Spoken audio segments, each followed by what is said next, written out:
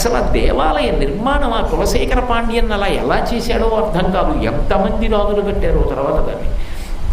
అమ్మవారు 3 సంవత్సరాల పిల్లగా బయటికి వచ్చింది. ఇప్పటికీ బాలాస్వరూపంగా క్షేత్రంలో అలాగే తిరుగుతుంటుంది. నన్ను నమ్మండి, శంకరుడు మీనాక్షి పలికేటటువంటి క్షేత్రం మధురై. అందుకే ఒకసారి మధురై వెళ్ళొచ్చేస్తే ఇంకక్కడ చెప్పుకోవడానికి ఏం అక్కర్లేదు. నా ఉద్దేశ్యం అయితే అంత ఆర్తి ఉంటే చెప్పవచ్చు, కానీ ఒకసారి వెళ్ళి నిలబడితే చాలు, పలుకుతాడు.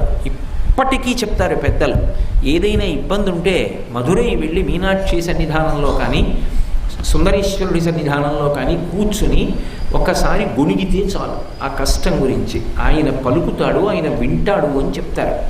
అంత గొప్ప క్షేత్రం. నిజంగా ఆయన పలికినటువంటి దృష్టాంతాలు 1, 2 కవు. నిజంగా నేను మధురై వైభవం